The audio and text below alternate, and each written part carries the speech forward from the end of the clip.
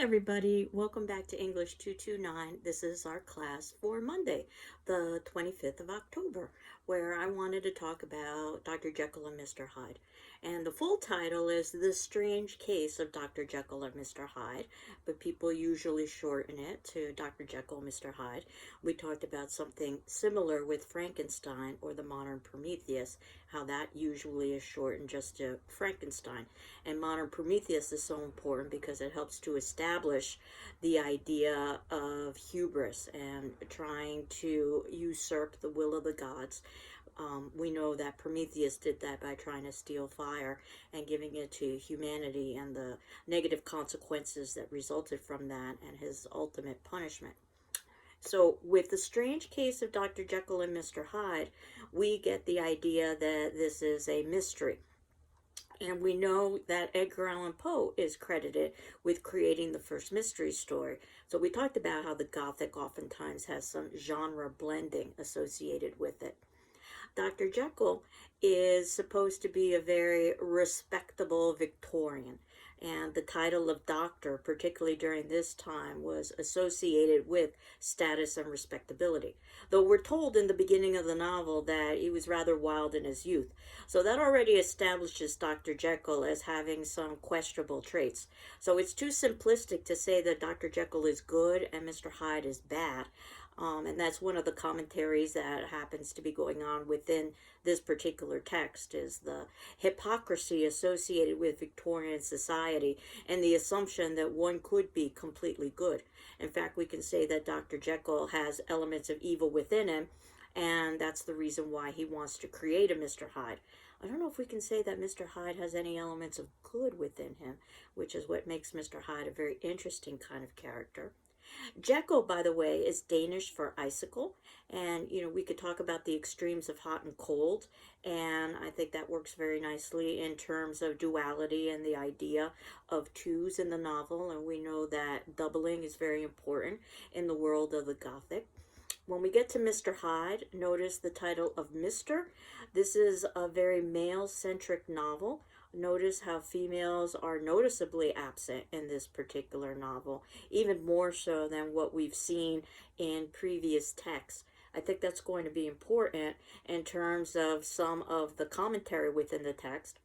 Perhaps even more important, though, is the idea of Mr. not necessarily having status. And Hyde is supposed to be the opposite in some ways of Dr. Jekyll. But again, I wouldn't say they're necessarily polar opposites because I would say that Dr. Jekyll already has Hyde within him.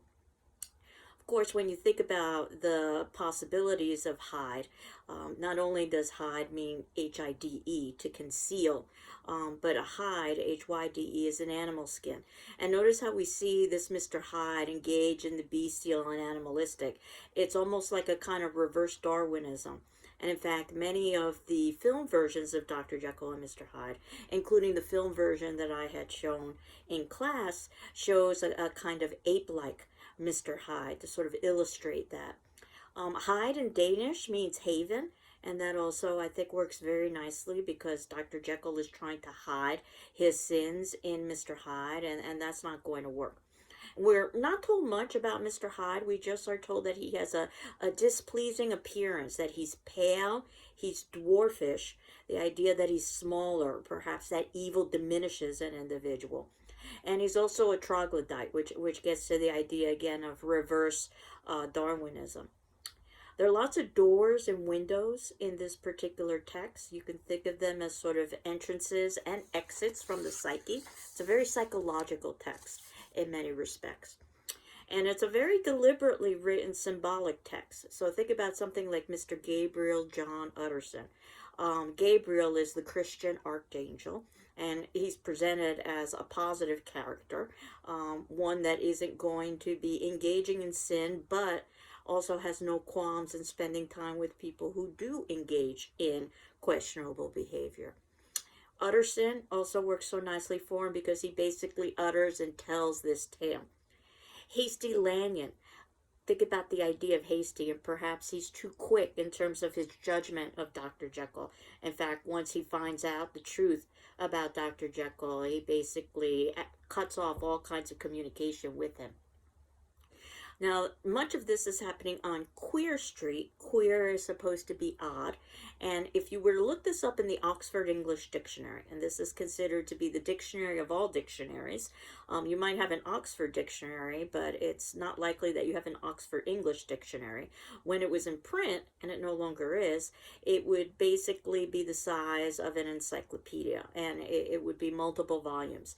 The reason why is because of the attempt to document every word in the English language, showing the historical changes over time with examples of usage. So the Oxford English Dictionary is a wonderful resource to use when you are reading older texts, because you can look up the definition of how a word would have been used in the past. That means that what you usually have are multiple pages just for one particular definition. And if you were to look up the idea of queer in the Oxford English Dictionary, it says that it was used as a sexual reference in the early 1900s, or at least there's documentation of that. Now, we know that Jekyll and Hyde was written before that, but only slightly before that.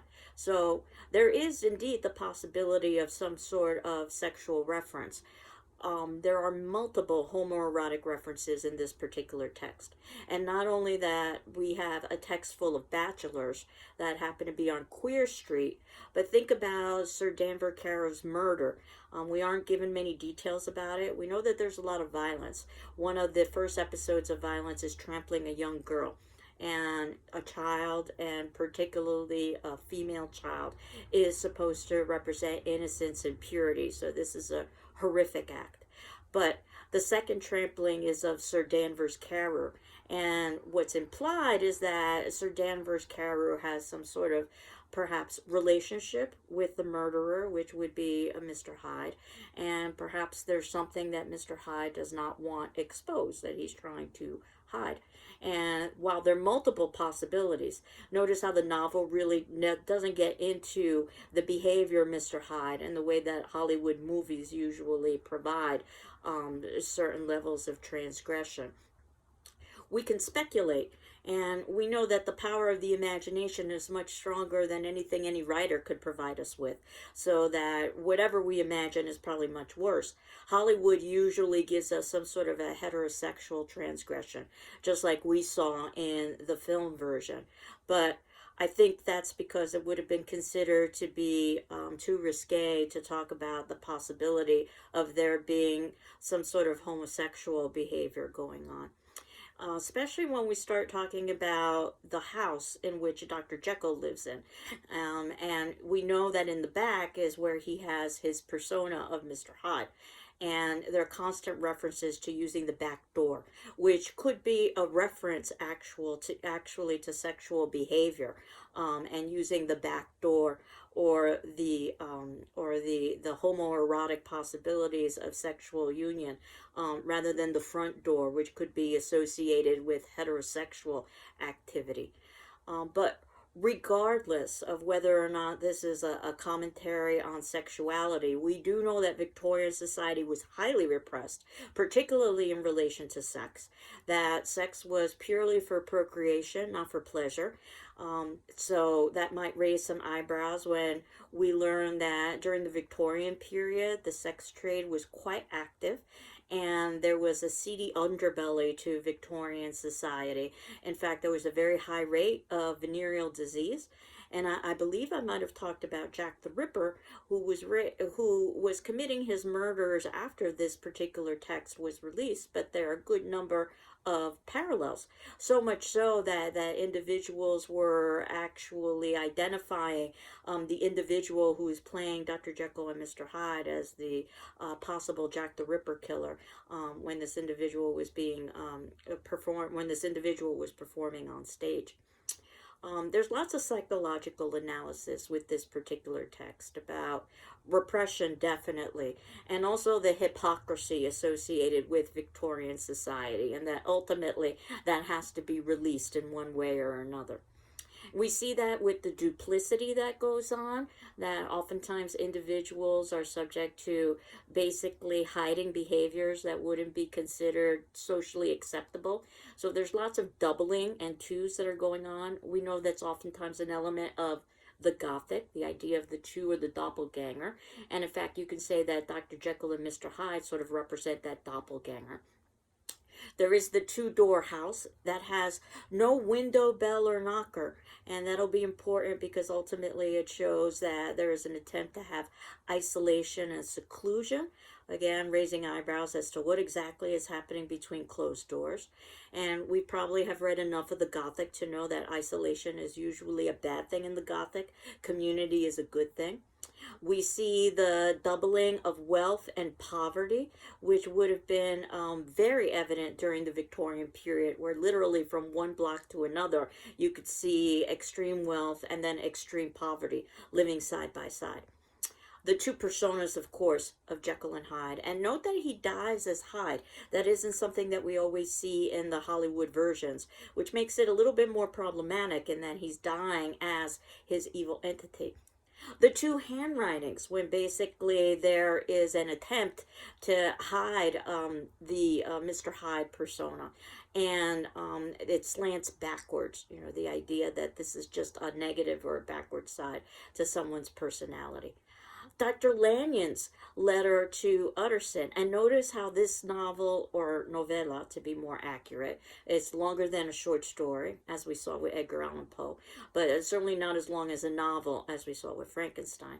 That this is also based on letters, and this is very similar to what we discussed with Frankenstein in the epistolary novel. That gives a sense of validity because we've got historical documentation, but there also is a level of subjectivity because the letter is being written by an individual who is subjective. In this instance, we've got a letter written to Dr. Lanyon from Utterson. There's an interior letter which sort of illustrates this idea again of doubling or twos that's supposed to be opened upon Jekyll's death. And this is how we ultimately learn the truth, something that has become part of our popular culture. So you probably are aware of that Dr. Jekyll really is Mr. Hyde. And that's how I began this unit on Dr. Jekyll and Mr. Hyde, that even Warner Brothers cartoons have sort of played off of this particular idea. And theme restaurants. It would have been much more of a surprise to the audience. They wouldn't necessarily have been aware of what would have been going on with the Dr. Jekyll transition to Mr. Hyde and the way that we do because of popular culture and the way the term has become used in popular culture. This is where we get Dr. Jekyll's narrative to Utterson. And ultimately, I thought it was kind of interesting. You can see in the notes below, I have a section 9 on Victorian society. There was one quote in the text where very early on it was said that people were so horrified with Mr. Hyde's behavior with trampling a little girl, but killing was out of the question. So they threatened Hyde with scandal.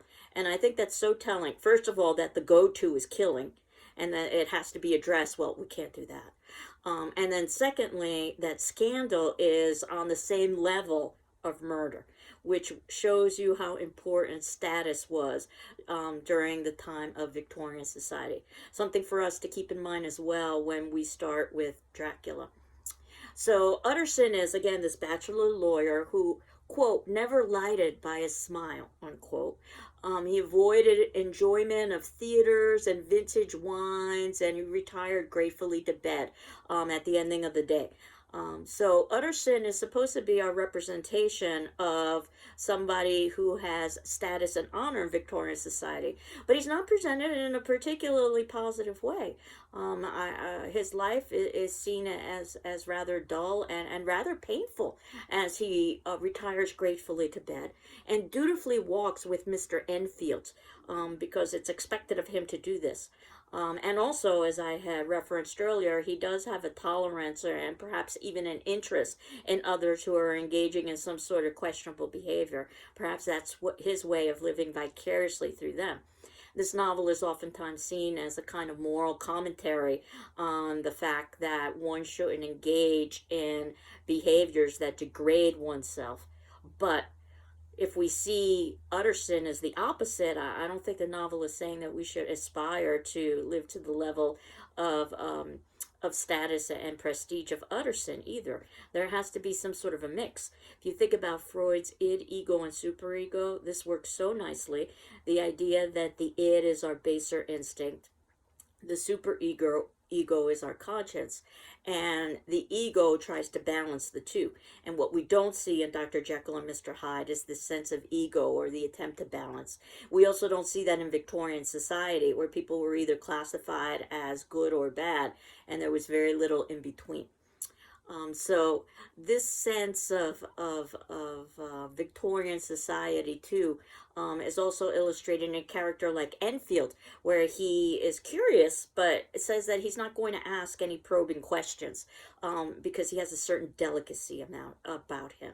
In other words, that it's assumed that in polite company you just don't ask questions that could be considered to be too intrusive or too rude. That ape-like fury which Sir Danver Carey is murdered by is a sort of sense of that reverse Darwinism that I was talking about earlier. And you know that I've been trying to connect these texts with supernatural elements. And when it came to Frankenstein, I was talking about Cornelius Agrippa, and ultimately working with the Philosopher's Stone, and that ultimately would give us a sense that Frankenstein was dabbling in the occult, that which was unknown, or the darker arts, so to speak. And then when we were talking about Poe, we talked about how incredibly ambiguous his stories are, so that certainly they are psychological examinations of guilt and descent into madness, but there also is, at least with the stories I selected, the possibility of some sort of supernatural event. When it comes to Jekyll and Hyde, it becomes a little bit more difficult to find something, but I did find something. Notice that there is reference to salt. Salt is used basically for Dr. Jekyll's transformation to Mr. Hyde. In fact, he uses impure salt, which is why he's not able to duplicate the effects. And salt has lots of occult references and superstitions associated with it. Some you may be familiar with. If you spill some salt on a table, you're supposed to throw it over or you're supposed to throw the salt over or toss the salt over your shoulder. Salt is seen as purifying. Certainly it's used to preserve food, but it was also seen as something that could negate evil. And we'll talk about some salt some more when we talk about something like Dracula. And also there's reference to transcendental medicine. And again, the idea that this is more than just something that's in a realistic setting, that there is something untoward and occult going on with the machinations that Dr. Jekyll is engaged in. The purpose of the tale, or one of the purposes of the tale, oftentimes is read as a parable about drug addiction and what happens when an individual changes behavior because of the use of outside substances, and ultimately tolerance builds and there's no control. I think that works very nicely for this particular text. And it's also read as I was indicating earlier, as a kind of morality tale, not to engage in the behaviors of Mr. Hyde, but also not to deprive oneself to the point of our narrator. There has to be some kind of balance. And I'm not necessarily done talking about Jekyll and Hyde, but I did want to remind you that our first paper is going to be due fairly soon. That will be on November 3rd at 11:59 p.m. via PDF to Ruiz, R-U-I-Z, at gcc.mass.edu, and that you have the option of writing on either Frankenstein or Poe or Dr. Jekyll and Mr. Hyde. This would be a good time to hand in a journal on Dr. Jekyll and Mr. Hyde so that I can return that back to you. And then you can have commentary so that you could utilize that for your paper if you so like to do that. Of course, if you need extensions with either journals or the paper, just ask me and I'll be happy to grant that to you. And next class, we will not be talking about Dr. Jekyll and Mr. Hyde because this is the class that occurs right before Halloween. So I have a special Halloween class that's scheduled that you don't need to prepare for, just basically attend, so to speak, or watch the video. And I hope it's something that you find to be interesting and entertaining. And I also wanted to remind you that if you are interested in horror, particularly horror film, I'm going to be giving a presentation this Saturday at 1 p.m. at the Lava Center via Zoom, talking a little bit about the history of horror film. And you'll see some dovetails with Gothic literature. So that information is also at the bottom of our notes, and I'll repost that again for our Halloween class. So I thought at this point I would just end it and ask you about our attendance question, which is due via our class discussion form on Tuesday, the 26th at 8 a.m. And again, if you need an extension, just let me know. Which element of Dr. Jekyll and Mr. Hyde do you think has the most contemporary relevance in our society, and why? Which element of Dr. Jekyll and Hyde do you think has the most contemporary relevance in our society, and why? And there are lots of elements in the text that have contemporary relevance. Again, the kind of question that there really is no right or wrong. I'm just sort of interested in your thinking process. So I hope you're all doing well. I'm doing well. And next class, we will talk about Halloween. Take care. Bye-bye.